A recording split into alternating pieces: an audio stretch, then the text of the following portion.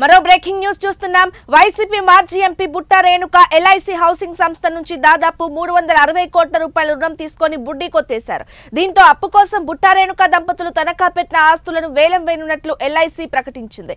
దీర్ఘకాలంగా బకాయిలు చెల్లించనందుకే ఆస్తులు వేలం వేస్తున్నట్లు ఆ సంస్థ స్పష్టం చేసింది. బుట్టా దంపతులు దాదాపు 360 కోట్ల రూపాయలను 2 రుణ ఖాతాల ద్వారా తీసుకున్నారు. ఈ రుణానికి 2019 నవంబర్ 18న బుట్టా రేణుక బిఎస్ నీలకంఠకు డిమాండ్ నోటీస్ పంపింది. ఈ ఆస్తుల రిజర్వ్ ధరను 360 కోట్ల రూపాయలుగా ఎల్ఐసి హౌసింగ్ పేర్కొంది. ఈ ఆస్తులన్నింటినీ ఏక మొత్తంలో ఈ వేలం ద్వారా విక్రయిస్తామని పేర్కొంది.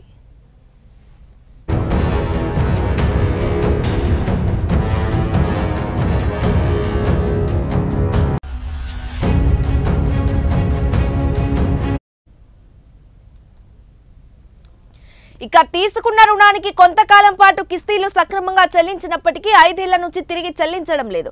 ఇప్పటికే సంస్థ బెంగళూరు బ్రాంచి ప్రతినిధులు పలుసార్లు నోటీసులు పంపడంతో పాటు సంప్రదింపులు జరిగినప్పటికీ బుట్టా దంపతులు స్పందించలేదు. బుట్టా రేణుక ఆమె భర్త నీలకంఠలు 2018లో 15 ఏళ్ల కాల వ్యవధిలో తిరిగి చెల్లించేలా 10 కోట్ల రూపాయల రుణం తీసుకున్నారు. Butta infrastructure private limited, Butta convention services limited, Meridian edutech services కార్యకలాపాలకు రుణాలు వినియోగించారు. రుణంపై సుమారు 40 కోట్ల రూపాయల వరకు చెల్లించారు. అసలు వడ్డీ కలిపి ఇంకా 340 కోట్ల రూపాయల వరకు చెల్లించాల్సి ఉంది. వడ్డీ భారం ఎక్కువగా ఉన్నందున కొన్ని ఆస్తులు విక్రయించి రుణం రీషెడ్యూల్ చేయాలని వారు కోరారు.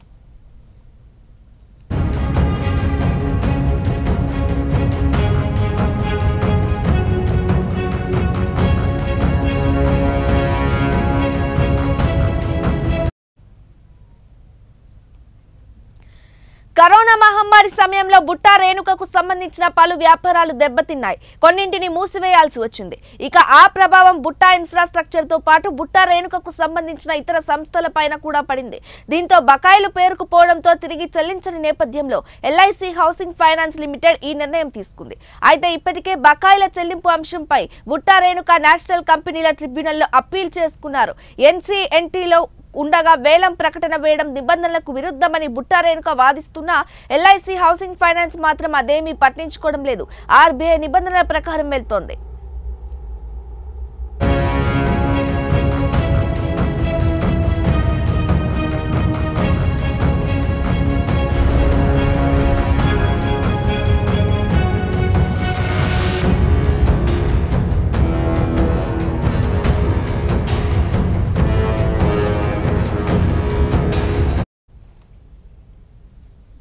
ఇక నిబంధనలకు విరుద్ధంగా ప్రతిపాదన ఉందని హెచ్ఎఫ్ఎల్ ప్రతినిధులు అంగీకరించలేదు. రుణం తీసుకున్న మొత్తానికి నెలసరి వాయిదా 3.40 కోట్ల రూపాయల చొప్పున చెల్లించాల్సి ఉంటుంది.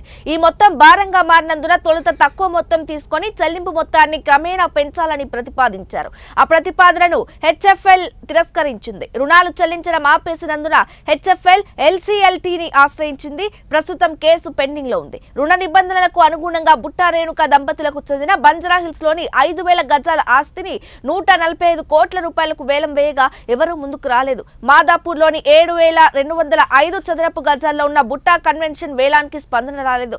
మరోసారి వేలానికి ప్రయత్నిస్తున్నారు. వేలంలో పాడుకుంటే ఇబ్బందులు వస్తాయేమోనని చాలా మంది వెనకంజ వేస్తున్నట్లుగా తెలుస్తోంది.